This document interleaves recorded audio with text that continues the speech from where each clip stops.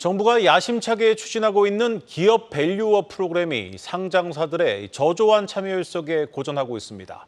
오늘 금융위원장까지 직접 나서 참여를 독려했는데 아직 확정된 인센티브가 없는 상황에서 기업들은 눈치만 보고 있습니다.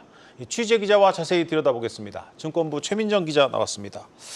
최 기자, 이 밸류업 프로그램 사실 뚜렷한 혜택도 없다 보니까 예상된 일이기도 하지만 참여 기업이 보니까 손에 꼽을 정도입니다. 네, 맞습니다. 지난 5월 27일부터 밸류업 자율 공시를 시작한 지 2달이 지났지만 오늘까지 본공시를 낸 곳은 키움증권, FN가이드 등 6곳에 불과합니다. 앞으로 밸류업 공시를 하겠다고 나선 예고한 기업도 8곳을 포함해도 14곳뿐인데요. 그마저도 7곳이 금융회사입니다.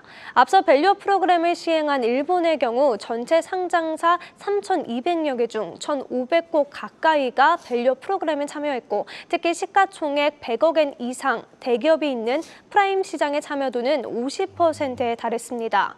국내 상황과 대조적이죠. 상장사들은 세제 혜택이 입법화되지 않은 만큼 추후 동향을 살펴 참여하겠다는 방침인데요. 추가로 회사의 수익성, 성장성 등 고려할 부분이 많아 내부 검토 과정이 오래 걸린다는 입장입니다. 업계에서도 세제 개편안이 결정되는 연말에 참여 기업이 늘어날 것이란 전망이 나옵니다.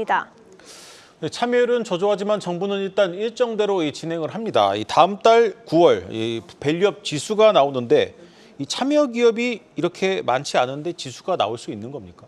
네, 일단 현재는 한국거래소가 다음 달 코리아 밸류업 지수를 확정해 발표할 계획입니다. 이를 위해서 100여 곳의 기업의 지수 성과를 분석하고 있는데요. 밸류업 지수 구성 종목 선정은 수익성, 자본 효율성, 주주 환원 성과 등으로 구성되는 게 기본 방침입니다. 여기에 기업 가치 재고 기대 기업까지 포함될 전망입니다. 공시를 낸 기업이 너무 적다 보니 거래소의 밸류업 자문단 내에서는 기업 가치 재고 예고 공시를 낸 기업까지 포함해달라는 의견이 나왔습니다. 정부는 기업 가치 재고 계획을 성공적으로 이행한 약 10개사를 꼽아 코리아 밸류업 지수 편입 우대 등의 혜택을 줄 예정이며 밸류업 지수에 포함되거나 제외되는 편출입은 매년 하반기에 이루어질 것으로 보입니다. 9월에는 이 밸류업 지수가 나오고 10월에는 이 지수를 추종하는 금융 상품들이 나온다고 하던데 어떤 것들이 나오는 겁니까? 네, 한국거래소는 밸류업 상장 지수 펀드 출시에 앞서 10월 14일엔 선물도 상장할 예정입니다. 선물 상품을 상장하면 투자자가 자산 가격 변동에 따른 손실을 줄일 수 있기 때문인데요. 위험 분산 역할을 할 수 있어 ETF 상품 출시 전에 선제적으로 상장하는 것으로 풀이됩니다. 밸류업 지수를 추종하는 ETF는 12월 내에 출시될 것으로 보이는데요. 자산 운용사들 역시 밸류업 ETF 상품 출시를 준비하고 있습니다. 밸류업 ETF 상장 시 연기금과 기관, 또 외국인 자금 유입까지 기대할 수 있습니다. 현재 가장 시급한 건 상장사들의 참여를 확대하는 것인데요.